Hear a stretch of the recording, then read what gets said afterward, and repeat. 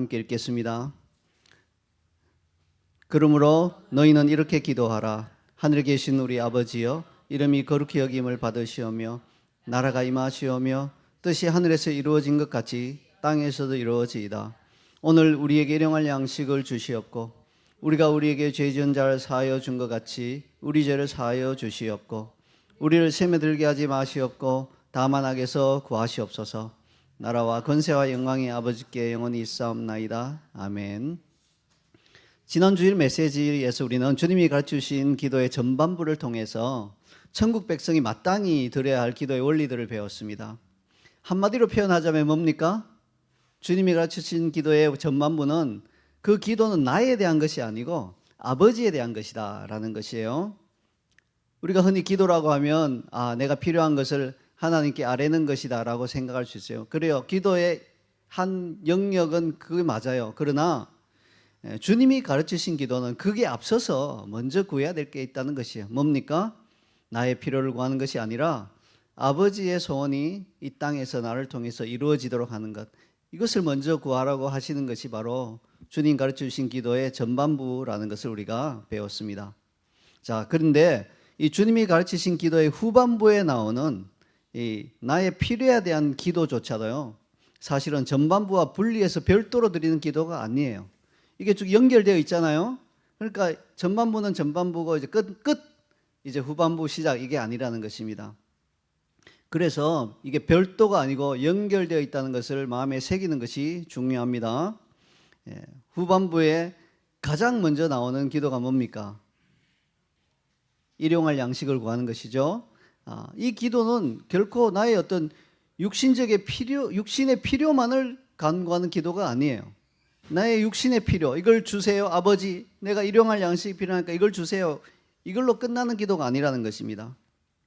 전반부에 나오는 것처럼요, 나를 통해서 아버지의 이름이 거룩히 여김을 받으시는 그 삶, 그리고 아버지의 나라가 임하게 하는 그 삶, 아버지의 뜻이 하늘에서 이루어진 것처럼 이 땅에서도 이루어지게 하는 그 거룩하게 하는 삶을 내가 살아가려고 한다면요, 결코 우리의 원수 마귀는 우리를 그냥 두지 않거든요. 끊임없이 그 삶을 살지 못하도록 공격을 하는 것이에요. 내가 정말로 그냥 입술에 발린 말로 하면 공격도 별로 없을 거예요. 그러나 내가 정말로 마음을 확정하여서 내가 아버지의 뜻을 이루고 아버지의 나라가 임하게 하고 아버지의 이름이 거룩하게 하는 그 삶을 좀 살아야 되겠다, 살기 시작하면요, 원수 마귀의 공격은 우리가 상상하는 이상으로 집요하고 또 강력하게 우리 삶에 들어올 것입니다. 그래서 마귀는 반드시 우리의 연약함이나 우리의 어려운 환경을 틈타서 우리를 공격하는 것이에요. 결국 목표는 뭡니까? 주기도문 전반부에 나오는 그 삶을 살지 못하게 하고 우리 발목을 잡아서 끌어내리는 것, 이게 바로 마귀의 목표인 것입니다. 따라서 주님이 가르치신 기도의 후반부는요, 전반부의 삶을 살지 못하도록 원수가 흔히 공격하는 영역과 그러한 공격에 대한 보호를 간구하는 기도로 받으시면 이게 더 선명하게 우리에게 다가올 것입니다. 그래서 전반부에서 기도한 삶을 현실로 살아내는데 우리가 어려움이 없도록 이 후반부의 기도는 전반부의 기도를 생각하면서 이것을 내가 살 수 있도록 보호하고 도와주는 그런 의미의 기도다 라고 받으시면 더 좋겠다는 것이죠. 단순히 그냥 아버지 양식이 없어, 양식 좀 주세요, 내가 먹고 살게, 이게 아니라는 것입니다. 자, 그러면 지금부터 주님이 가르치신 기도의 후반부를 통해서 원수가 흔히 공격하는 구체적인 4가지 영역을 알아보고 우리가 어떤 식으로 그러한 공격에 대한 보호를 간구해야 하는지를 살펴보도록 하겠습니다. 먼저 원수의 공격의 첫 번째 영역은요, 육신의 필요를 틈타서 공격하는 거예요. 11절을 함께 읽겠습니다. 오늘 우리에게 일용할 양식을 주시옵고. 네, 그렇습니다. 우리가 육체를 입고 이 땅을 살아가는 한 우리에게 일용할 양식이 반드시 필요합니다. 어떤 사람은 나는 이슬만 먹고 살아야 하는데 아니에요. 그런 사람은 있을 수 없습니다. 우리 모두에게는 일용할 양식이 필요합니다. 위대한 왕에서부터 초라한 거지에 이르기까지 인간이라면 누구나 일용할 양식으로 대표되는 육신의 필요가 있습니다. 자, 그런데 이러한 육신의 필요에 대해서 타락한 혼을 가진 우리가 갖고 있는 2가지 커다란 문제가 있습니다. 뭡니까? 첫 번째는 육신의 필요가 채워지지 않을 때 발생하는 문제가 있고요. 두 번째는 육신의 필요가 너무 지나치게 막 풍족하게 채워질 때 발생하는 문제가 있습니다. 이 두 가지 문제가 우리에게는 굉장히 큰 문제이죠. 우리말 속담에 목구멍이 포도청이다 그런 말이 있습니다. 여러분 들어보셨겠죠? 포도청이 뭐냐? 요즘 젊은이들은 모를 텐데요. 포도청은 뭐 과거의 조선시대의 범죄 사건을 수사하고 범죄자들 체포하여 벌을 주는 국가기관이었습니다. 그러니까 오늘날로 하면 경찰과 검찰을 합친 것이에요. 자, 그런데 조선시대에는 어떤 시대입니까? 인권이라는 것이 아직 희미한 시대잖아요. 그래서 범인을 잡아가면 먼저 고문을 하고 시작해요. 이게 이제 참 너무 난감한 거죠. 죄가 있는 사람은 뭐 고문을 해서 자백하면 좋은데 죄가 없는 사람도 일단 고문이 시작되는 거예요. 그러니까 일반 서민들에게 있어서요, 포도청 하면 굉장히 두려운 기관이었어요. 포도청에서 잡아간다 하면 벌벌 떠는 것입니다. 왜? 그곳에 가면 고문을 당하니까요. 자, 그러면 목구멍이 포도청이라고 하는 말은 무슨 뜻일까요? 음식을 달라고 아우성치는 나의 목구멍이 포도청처럼 무섭다는 거예요. 포도청에 잡혀가는 것도 겁나지만 먹을 것이 없어서 굶주리고 나의 목구멍이 막 음식 달라고 외치는 게 포도청같이 두렵고 겁나는 일이란 겁니다. 그래서 결국 어떻게 됩니까? 포도청에 잡혀가는 있어도, 그렇게 잡혀가는 한이 있어도 나쁜 짓, 하지 않아야 될 짓까지 하게 만드는 게 바로 육신의 필요가 없을 때, 굶주림이 계속될 때 우리에게 일어날 수 있다는 말입니다. 아마도 우리 중에 대부분은 뭐 이렇게까지 극단적인 굶주림에 시달려 본 적이 없을 겁니다. 그래서 정말로 가난하고 여러 날 먹을 것이 없는 상황이 되면 과연 자신이 어떻게 행동할지를 잘 모를 거예요. 여러분 자신은 잘 모를 거예요, 아마. 여러분 한 달 굶어보면 여러분이 어떻게 행동할지 여러분도 몰라요. 그렇게 굶어본 적 없으니까요. 물론 굶주린 모든 사람이 나쁜 짓을 저지르지는 않습니다. 굶주림에도 불구하고 끝까지 하나님을 신뢰하는 신실한 그리스도인들이 많이 있습니다. 하지만 이 원치 않는 굶주림이 오랜 기간 계속되는 것은 결코 좋은 상황이 아니에요. 아주 신실한 그리스도인도 힘들 수 있어요. 믿음이 떨어지고 낙심하고 할 수가 있고요. 하나님이 나를 돌보시나 하는 의심이 올 수도 있는 거예요. 그래서 일용할 양식을 구해야 하는 거예요. 굶주림에 너무 시달리면 이게 안 좋은 겁니다, 여러분. 이게 좋다고 말할 수가 없어요. 뭐 의도적으로 금식하면 괜찮죠. 그러나 먹을 게 없어서 굶주림에 시달리는 것은 좋은 상황이 아닙니다. 하나님을 원망하게 되거나 믿음에서 떨어질 수 있습니다. 그런 이유로 우리는 일용할 양식을 구하라. 주님이 그렇게 말씀하시는 거예요. 제가 이름을 잊어버렸는데 한국에 과거에 한 유명한 공산주의자가 있었습니다. 그 사람이 많은 영향을 끼쳐서 젊은이들을 이 공산주의 사상에 많이 물들게 하였어요. 근데 그는 청소년 시절에 주일학교를 다니는 학생이었어요. 당시 그의 집은 지독한 가난에 시달리고 있었고 학생 회비를 내지 못해서 담임 선생님께 늘 교무실로 불려가서 꾸중을 들었어요. 그때 당시는 학생 회비란 게 뭐 많지는 않은데 그것도 못 내니까 교무실로 와 하면 뭐 공포스럽잖아요. 가면 뭐 다른 선생님들도 다 쳐다보고 있고, 뭐 체벌을 당하기도 하고 그런 상황이죠. 도시락도 싸가지 못하는 날이 너무 많아서 점심시간이면 슬며시 빠져나가 수도가에 가서 수돗물로 배를 채우고 이런 일이 계속되었습니다. 자, 그러던 어느 날 그는 학교 운동장에서 깊은 고민에 잠겼습니다. 하나님이 계시다면 우리 집이 이렇게 가난하고 먹을 것이 없는데 왜 먹을 것을 주시지 않을까? 도대체 하나님이 계신 건가 아닌 계신 건가? 이런 고민을 여러 날 계속했다는 겁니다. 하루 이틀 한 게 아니에요. 여러 날 계속 가난에 시달리니까 아마 1년이고 2년이고 이렇게 시달리니까 그 생각이 끊이지 않았던 거예요. 그것을 마귀가 틈탄 거죠. 마침내 결론을 내렸습니다. 그래, 하나님은 안 계신 것이 틀림없어. 그렇지 않고서야 하나님을 믿고 교회를 다니는 우리 가정이 이렇게 힘들 수가 있는가? 하나님은 안 계셔. 딱 결론을 내리고 그때부터 뒤돌아보지 않고 공산주의로 가버렸습니다. 그리고 다시는 돌아오지 않았습니다. 그리고 그를 통해서 수많은 젊은이들이 공산주의 사상에 물들게 되었다는 것이죠. 이것이 바로 육신의 필요가 지속적으로 부족할 때 나타날 수 있는 한 가지 폐단인 것입니다. 이걸 위해서 일용할 양식을 구하라. 그렇게 말씀하신 것이죠. 일용할 양식만 주어지면 이런 식으로 생각하지는 않을 거 아니에요. 근데 또 다른 이제 문제가 있죠. 육신의 필요가 지나치게 채워질 경우에도 커다란 문제가 발생할 수 있습니다. 예수님께서는 부자라는 어떤 사람입니까? 육신의 필요가 지나치게 막 충족되는 사람을 부자라고 표현하죠. 하늘나라에 들어가는 것은 낙타가 바늘 끼로 나가는 것보다 어렵다고 하신 그 말씀이 농담이 아닌 거예요. 그냥 과장해서 하신 말씀이 아닌 것입니다. 정말로 육신의 필요가 풍족하게 채워지면 그냥 뭐 인생의 향락을 즐기면서 하나님을 떠나는 경우가 너무나 흔합니다. 제가 인생을 살면서 종종 이런 분들을 만나봤어요. 교회 안에 있는 분들인데요. 그분들은 이렇게 한탄해요. 목사님, 제가 왕년에 재산이 많았어요.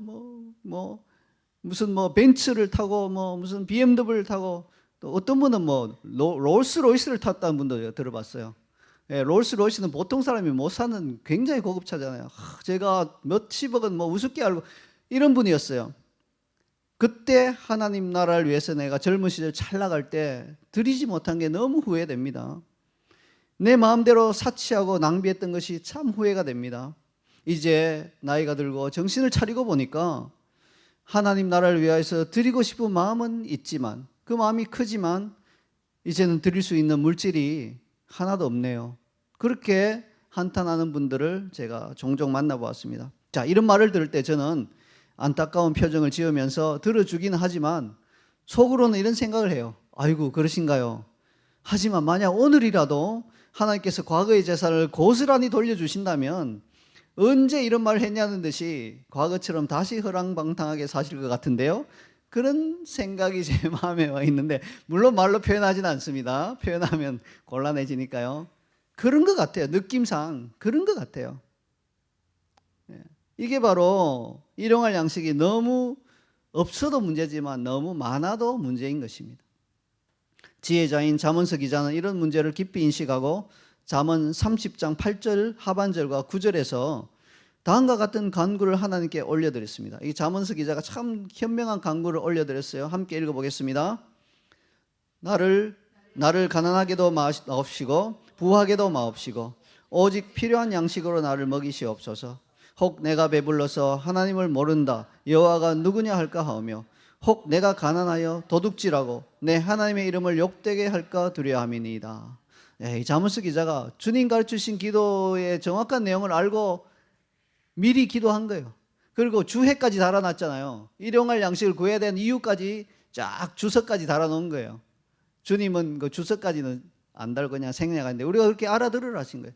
단순히 그냥 배가 고파서 나 양식이 없는데 주님 내 양식 주세요, 이 기도가 아니라 전반부에 그 기도한 대로 살아내기 위해서 필요한 것, 뭔가 일용할 양식이 너무 없어도 안 되고 너무 많아도 안 되니까 딱 일용할 양식만 구하라. 이 주님이 가르치신 기도의 핵심 아니겠습니까? 이 잠언서 기자의 지혜를 우리가 배워야 되겠습니다. 그래서 너무 과분하게 구하지도 마시고 또 없는데 너무 낭망하지도 마시고 일용할 양식을 구하시면 주님이 공급하여 주실 것입니다. 자, 그런데 일용할 양식과 관련하여 두 가지를 더 짚어드리기 원합니다. 먼저 일용할 양식은 각 사람마다 분량이 다르다는 사실이에요. 이것을 잊어버리면 우리는 자신이 가진 것을 자꾸만 다른 사람하고 비교하게 되고 그 결과 마귀의 또 다른 올무에 걸려들 수 있다는 것입니다. 구약의 열왕기상 4장에 보면 솔로몬 왕의 일용할 양식이 기록되어 있습니다. 제가 잠깐 읽어드릴게요. 솔로몬의 하루의 음식물은 가는 밀가루가 30고루요 굵은 밀가루가 60고루요 살찐 소가 10마리요 초장의 소가 20마리요 양이 100마리이며 그 외에 숫사슴과 노루와 암사슴과 살찐 새들이었더라. 네, 초장의 소가 20마리, 또 양이 100마리라고 하면 상당히 많다 느낌이 오죠. 근데 가는 밀가루가 30고루요 굵은 밀가루가 60고루라고 하면 별로 많다는 실감이 안 나죠. 30고루면 어느 정도인가 잘 실감이 안 날 거예요. 근데 30고루는 대략 5,600리터예요. 그리고 60고루는 대략 11,200리터예요. 그러니까 6톤 트럭과 12톤 트럭이 필요한 거예요. 그러니까 솔로몬 왕의 일용할 양식은 뭡니까? 하루에도 6톤 트럭, 12톤 트럭, 그리고 소와 양을 120, 30마리씩 실으려면 또 10톤 트럭이 한 몇 대 필요하겠죠. 굉장한 엄청난 양이죠.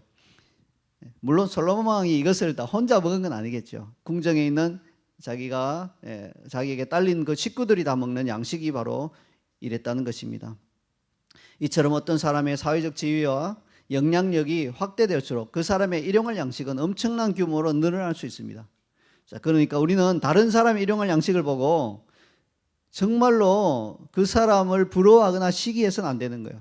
우리가 그 사람이 그만큼 필요한지 몰라요. 우리는 우리는 그 사람의 화려함만 보고 와, 저렇게 많이, 그렇게 해서 낙심하거나 시기하거나 질투할 수 있다는 겁니다.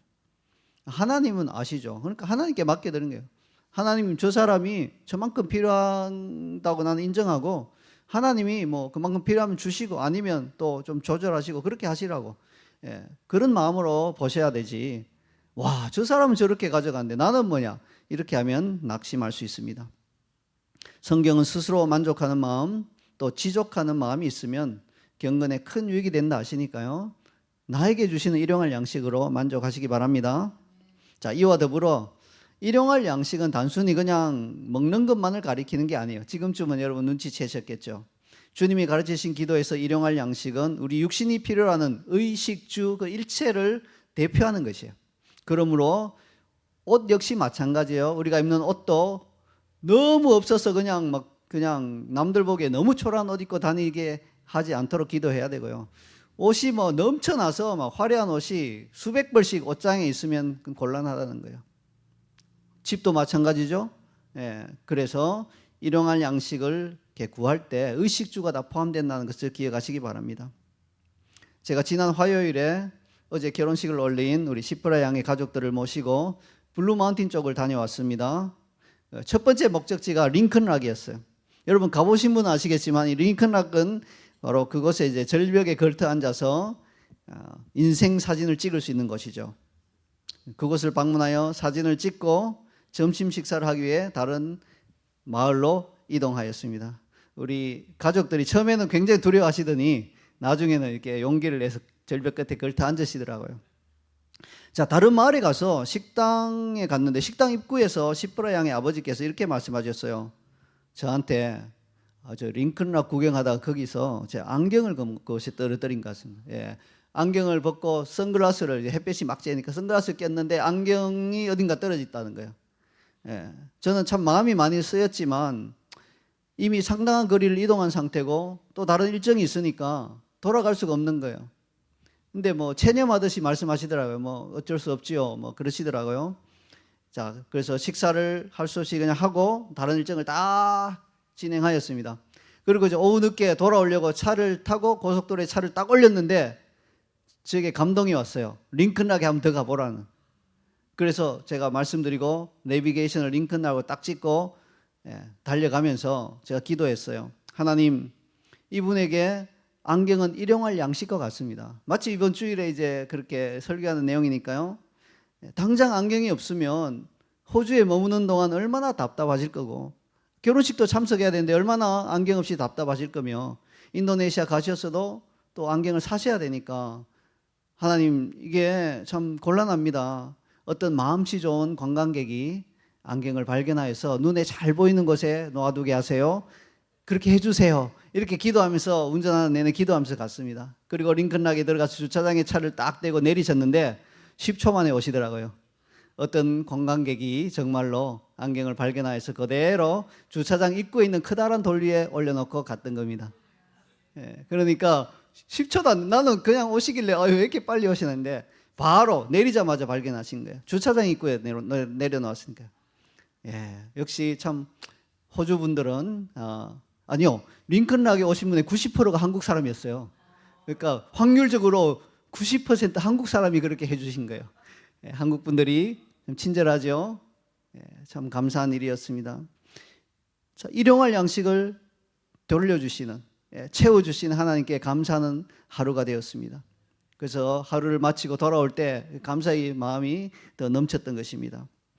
자, 이 사건은 해피엔딩이었지만 만일 우리가 우리에게 딱 필요한 만큼 일용할 양식, 즉 육신의 필요를 하나님께 구하지 않고 물질의 욕심을 내어서 그것이 양식이든 무슨 집이든 혹은 옷이든 차든 차에 대한 욕심들이 또 있잖아요. 늘 습관적으로 육신의 필요를 지나치게 추구하는 삶을 살면 어떻게 될까요? 안타깝게도 우리는 주님이 가르치신 기도의 전반부인 아버지의 이름을 거룩하게 하고 아버지 나라가 임하게 하고 아버지의 뜻을 이루어드리는 삶을 결코 살아낼 수 없어요. 왜냐하면 우리 마음의 중심이 다른 데가 있거든요. 늘 물질에 이렇게 가 있는데 아버지 나라, 아버지 이름, 아버지의 뜻 별로 관심이 없게 되는 거예요. 바로 이 때문에 마귀가 바로 영역의 소리를 공격하죠. 막 힘들게 해서 어렵게 만들어서 낙심하게 만들든지 막 부하게 해서 마음이 붕 떠서 그냥 아무 생각 없이 즐기며 살게 하든지 둘 중에 하나를 하려고 하는 거예요. 우리가 그 욕망에 마귀의 이렇게 주는 이런 시험에 굴복하게 되면 주님이 드리는 기도는 입으로는 할 수 있어도 공허한 기도가 되고 말 것입니다. 입술에 그냥 고백에 불과한 거예요. 삶에서는 그게 하나도 나타나지 않고 오직 물질만 쫓아가는 그러한 사람이 되고 만다는 것입니다. 그러므로 우리는 간절하고 진실된 마음으로 일용할 양식을 구해야 되는 것입니다. 그것이 우리를 탐심으로부터 보호해 줄 수 있기 때문입니다. 자, 이상으로 원수의 첫 번째 공격에 이어서 우리로 하여금 주님이 가르치신 기도의 전반부를 살아내지 못하도록 만드는 원수의 두 번째 공격 영역을 보겠습니다. 그것은 용서받지 못하고 남아있는 죄입니다. 우리가 고백하지 않아서 용서받지 못하고 남아있는 그 죄, 그 죄는 우리로 하여금 전반부의 그 삶을 살아내지 못하게 발목을 잡는 원수의 공격 도구가 되는 것입니다. 12절을 함께 읽겠습니다. 우리가 우리에게 죄 지은 자를 사하여 준 것 같이 우리 죄를 사하여 주시옵고. 자, 흔히 우리는 주님이 가르치신 이 기도의 이 부분을 그냥 용서에 관한 것이다 이렇게 생각하기 쉬워요. 사실 언뜻 들으면 용서에 관한 것이구나 라고 생각이 되겠죠. 그렇지만 엄밀히 말하면 이 부분은 죄에 관한 부분이에요. 우리가 전반부의 삶을 살지 못하게 만드는 것이 첫 번째가 육신의 소욕이었다면 두 번째는 바로 죄입니다. 구체적으로는 용서받지 못하고 남아있는 죄에 관한 부분입니다. 그래서 주님은 우리 죄가 반드시 사함을 받아야 한다고 주기도문에서 가르치고 계신 것이죠. 죄 사함 받아야 한다. 그래야 앞에 전반부의 삶을 살아낼 수 있다. 그걸 가르치고 계신 거예요. 이 사실을 잘 아는 원수는요, 우리의 고백하지 않은 죄를 사용하여서 우리가 주님이 가르치신 기도를 살아내지 못하도록 공격하는 거예요. 그래서 우리가 죄가 있으면 항상 취약해요. 그래서 죄가 있으면 두 가지 큰 위험이 있어요. 하나는 늘 죄책감에 시달리다 보면 하나님 나라 하나님 뜻은 저리 가라죠. 그 생각이 안 나는 거예요. 또 하나는 무시하고 살 때 양심이 화인을 맞고 무뎌져서 또한 하나님 나라의 삶을 살지 못한 거예요. 이게 원리가 이게 이제 육신의 소욕도 일용할 양식도 많아도 문제고 적어도 문제잖아요. 그런 것처럼 이 죄도 그냥 너무 시달려도 이게 가난한 거랑 비슷하죠. 너무 시달려도 문제고 그냥 무시해버리고 사는 거 이게 이제 부한가와 비슷하죠. 무뎌져 버리는 거죠. 그래도 문제라는 거예요. 이 두 가지를 가지고 마귀가 공격하는 거죠. 하나는 막 어떤 사람에게는 죄책감을 주는 거예요. 너 그 죄 가지고 천국 가겠어. 막 근본적인 것부터 치고 들어오니까 이게 하나님 나라 저리 가버린 거예요. 또 하나는 막 무디게 만들어서 없어, 나 괜찮아, 내가 왜 죄인이야 이렇게 살게 만드는 이건 더 심각한 문제죠. 하나님 나라는 아예 안중에도 없게 돼요. 왜? 마음이 계속 무뎌지니까. 그래서 저는 고백하지 않은 죄를 마음에 품은 채 주님이 가르치신 기도의 전반부를 충실하게 살아내는 그리스도인을 본 적이 없습니다. 고백하지 않은 죄는 실로 심각한 문제이거든요. 우리의 타락한 혼의 깊은 뿌리에는요, 육신의 소욕이란 것도 있지만 죄의 소욕 역시 있어요. 내 혼이 원하는 걸 막 강구하는 것도 그 깊은 뿌리에 있지만 또 하나는 죄 짓고 싶어하는 마음이 거기에 있다는 거예요. 하나님께서 인류 최초로 살인죄를 저지른 가인에게 그 사실을 지적해 주셨습니다. 창세기 4장 7절을 함께 읽겠습니다. 내가 선을 행하면 어찌 낯을 들지 못하겠느냐. 선을 행하지 아니하면 죄가 문에 엎드려 있느니라. 죄가 너를 원하나 너는 죄를 다스릴지니라. 네, 하나님께서는 죄가 우리를 사로잡기 위해서 우리 마음 문에 잠복하고 있다고 경고하고 계십니다. 이것이 바로 타락한 인간의 내면에 도사리고 있는 죄의 소욕을 말씀하는 거죠.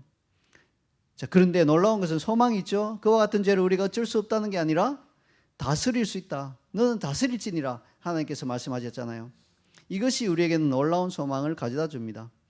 예수 그리스도의 십자가 보혈로 인한 죄의 씻음과 죄에 대해서 승리할 수 있다는 소망을 우리가 품을 수 있다는 것입니다. 자, 그런 의미에서 예수님의 이 주님 가르치신 이 기도는요, 당신의 십자가를 전제로 우리에게 이렇게 기도하라 하신 거예요. 왜? 죄 사함 받을 수 있는 소망이 없으면 뭐 우리 죄를 사하여 주시옵고 기도할 필요가 없잖아요. 기도해도 소용이 없잖아요. 그 기도를 할 수 있는 이유는 바로 십자가가 전제로 깔려있기 때문에 그런 것이에요. 여러분은 만약에 어떤 악한 자가요, 나의 손에 총을 쥐어주면서 으슥한 골목길에 숨어서 있다가요, 이 총을 사용해서 지나가는 행인에게 돈을 강탈하여면 절반을 주겠다고 제안한다고 합시다. 한번 보시죠. 강도가 이 총을 나한테 딱 주어줘요. 그러면서 야야, 저기 으슥한 골목에 숨어 있다가 이 총 사용해서 돈 뺏어오면 내가 너한테 절반 줄게. 절반 나한테 주어라. 이렇게 만약에 제안했다면, 그래서 내가 자발적으로 그 총을 받아서 으슥한 골목으로 나가서 노상강도 짓을 하다가 경찰에 붙잡히면 내가 뭐라고 항변할 수 있겠어요? 아, 나는 죄가 없어요. 나한테 총을 쥐어준 그 놈이 나쁜 놈이에요. 그 놈 잡아가세요. 나는 그냥 풀어주세요. 이렇게 말할 수 있나요? 그렇게 말할 수 없죠. 물론 나에게 손에 총을 쥐어주고 강도짓을 시킨 그 사람 나쁜 사람이에요. 악인이에요. 처벌받아야 돼요. 그러나 자발적으로 그 총을 받아가서 실행한 나 역시 강도짓으로 처벌을 받아야 하는 것입니다. 이것이 바로 마귀와 죄인의 관계입니다. 마귀가 뭐 우리가 죄를 짓지 않으면 죽이겠다고 여러분 앞에 나타나서 뿔 막 달린 그 삼지창 들고 나타나서 찔러 죽인다 이러지 않잖아요. 우리는 마귀의 그런 달콤한 유혹에 그냥 넘어가서 우리가 자발적으로 죄를 짓는 거예요. 그러니 하나님께서 죄를 벌하실 때 마귀와 함께 우리도 벌하실 수밖에 없습니다. 그러므로 우리는 주님이 가르치신 기도에서 강조하는 대로 계속해서 죄를 고백하고 우리의 삶에서 죄를 씻어내야 합니다. 날마다 일용할 양식을 강구하는 것처럼요. 이 일용할 양식은 언제 강구해야 돼요? 한 달에 한 번 강구하면 될까요? 아니죠. 날마다 강구해야 되겠죠. 왜냐하면 그 다음 날 되면 일용할 양식이니까 그 다음 날은 없잖아요. 하나님을 계속 의지하게 만드는 거예요.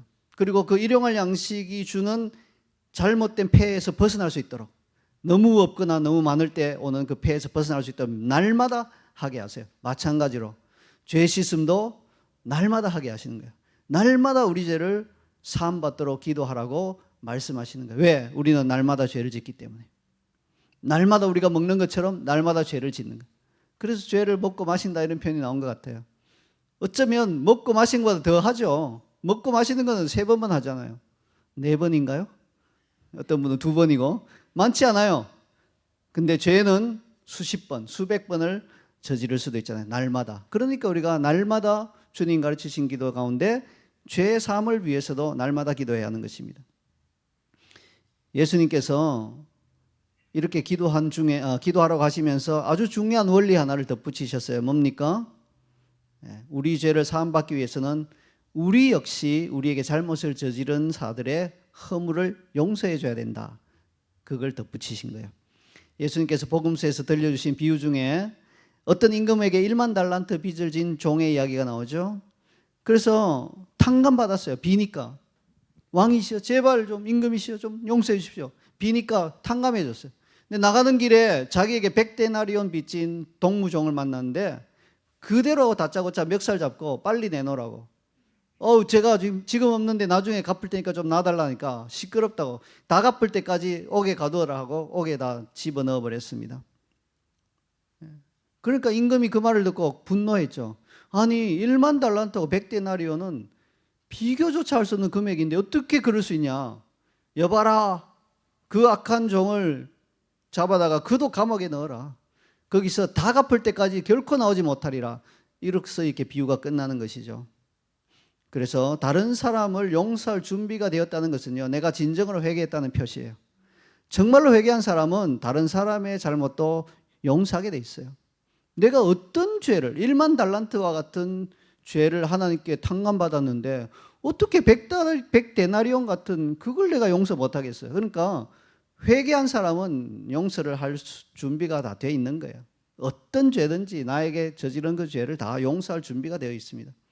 반대로 다른 사람을 용서할 준비가 안 되어 있는 사람, 난 용서 못하게 사는 이런 사람들은 진정으로 회개하지 않았다는 증거예요. 정말 회개했다면 그럴 수가 없죠. 이런 상태에서 주님이 가르치신 기도를 올려드린다면 그게 과연 효과가 있을지 의문이라는 것입니다. 여러분 자신을 한번 점검해 보세요. 혹시라도 용서하지 않은 어떤 죄가 여러분 마음에 있다면, 용서하지 못한 어떤 사람이 여러분 마음에 있다면 여러분이 정말로 다 회개한 건 아니에요. 다 회개했다면 깨끗하게 다 씻음받고 다 용서할 준비가 되어 있어야 하는 것입니다. 교회를 다니는 어떤 분이 있었어요. 근데 그분에게 큰 잘못을 저지른 사람이 있어서 이분은 그 잘못 저지른 사람을 생각하면 뭐 이가 부득부득 갈리고 밤에 잠이 안 온다는 거예요. 자다가도 벌떡 깨서 나쁜 놈 뭐 이렇게 생각했다는 거예요. 근데 문제는 뭡니까? 이분이 그래도 신앙의 양심은 살아있어서 주님 가르치신 기도를 기도할 때 이게 자꾸 찔림을 받는 거예요. 찔림을 받아요. 우리가 우리에게 죄 지은 자를 사하여 준 것 같이 우리 죄를 사하여, 이게 자꾸 찔림 받으니까 너무 마음에 막 양심에 가책이 되고 힘들어하는 거예요. 그러다가 이렇게 해야 되겠다. 이렇게 하면 찔림이 안 오겠지 하고 이제 결정을 한 게 뭡니까? 아니 용서하면 찔림이 안 오는데 용서하진 않고 도저히 용서 못해 하니까 주님 가르치신 기도할 때마다 우리가 우리에게 죄 지은 자를 사하여 준 것 같이 하는 부분을 쏙 빼뜨리는 거예요. 그냥 우리 죄를 사하여 주시옵고 뭐 이렇게 기도하고 넘어가는 거예요. 그러니까 이제 그나마 양심이 덜 찔린다. 그렇게 나름대로 이제 위안을 받은 거예요. 여러분, 문제가 해결된 건가요? 해결되지 않았습니다. 양심이 평안해질까요? 안 됩니다. 양심은 어쩔 수 없어요. 내가 억누른다고 억누러질 수 있는 게 아닌 거예요. 내 안에서 끊임없이 고발하고 끊임없이 소리치는 것이 양심이기 때문에 이런 식으로는 해결이 안 되는 것입니다. 이렇게 행동하는 것은 하나님 보시기에 불순종이죠. 오히려 하나님이 괘씸하게 생각하실 만한 일입니다. 이 사람의 양심이 진정한 평안을 얻고 하나님께로부터 죄 사함을 받으려면 자신에게 잘못한 사람의 죄를 용서해 줘야 됩니다. 그래야만 주님이 가르치신 기도를 진정으로 올려드릴 수 있습니다. 사도 바울은요, 제5복음서라고 하는 로마서에서 전반부 전체를 거쳐서 죄에 대해서 심각하게 다루고 있습니다. 죄 문제는 그만큼 중요한 것이에요. 천국 백성의 삶에서 죄 문제가 해결돼야 비로소 이제 12장에 나오는 하나님의 선하시고 기뻐하시고 온전한 뜻이 무엇인지 분별할 수 있거든요. 이 앞에 문제가 해결 안 되면 12장은 갈 수도 없어요. 근처에도 못 갑니다. 그래서 사도 바울은 앞에 죄 문제를 그렇게 다루고 죄 사함에 대한 문제도 다룬 다음에 12장의 권면을 우리에게 주고 있다는 것입니다.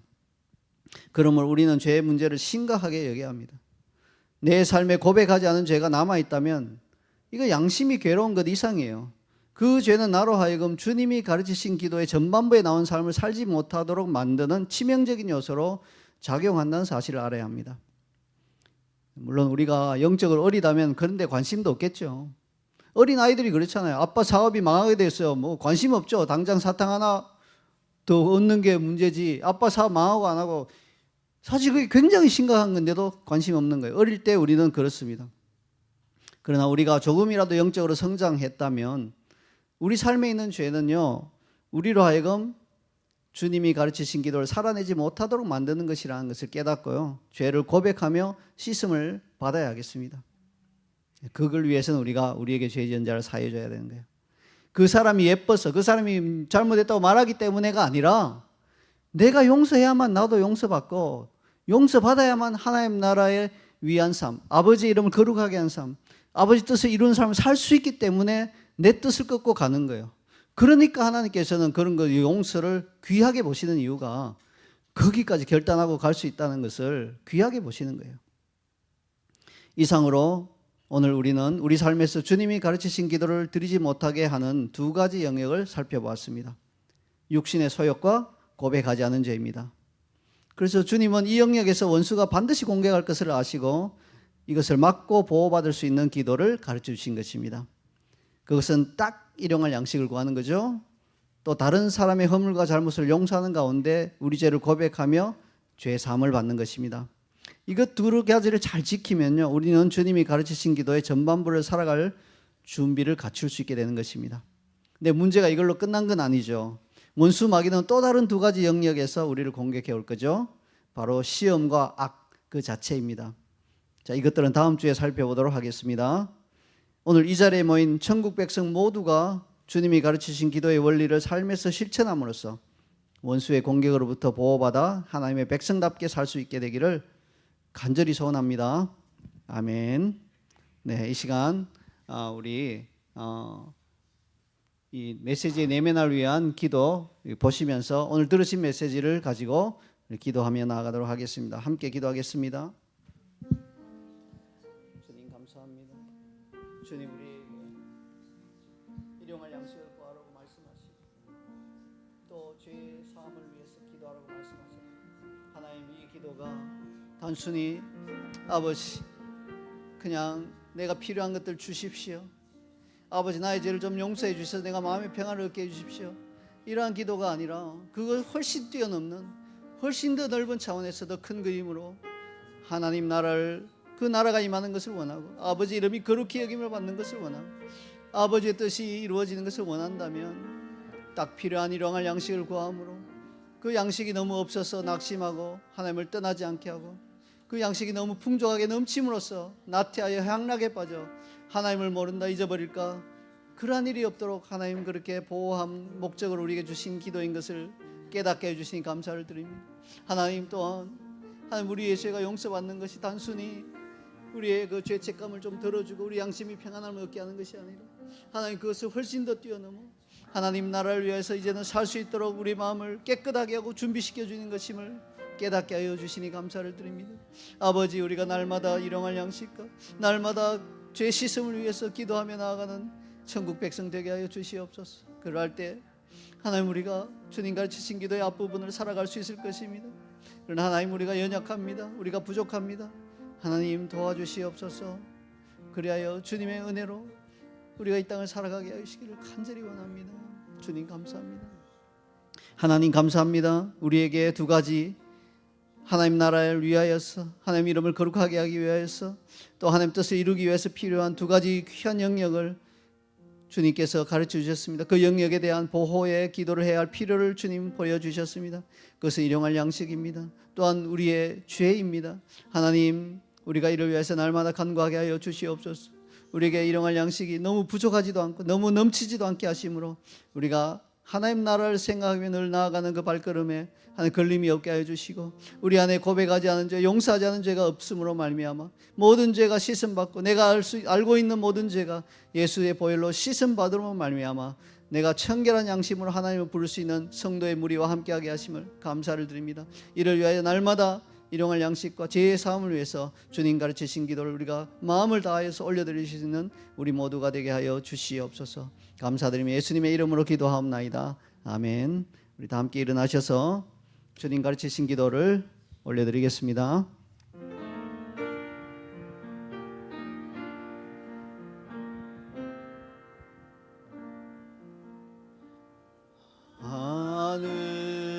하늘에 계신 아버지 이름 거룩하사 주님 나라 임하시며 뜻이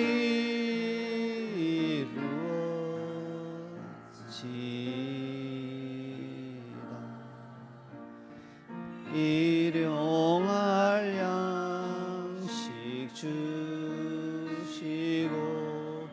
우리들의 큰 죄 다 용서하옵시고 또 시험에 들게 마시고 악에서 구원하소서. 대개 주의 나라 주의 권세 주의 영광 영원히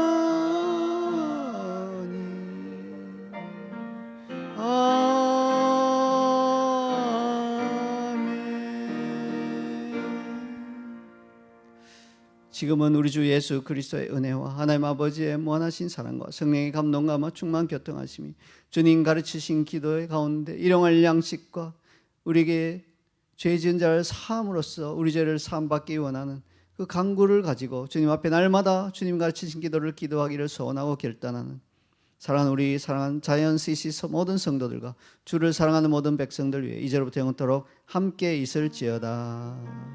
아멘.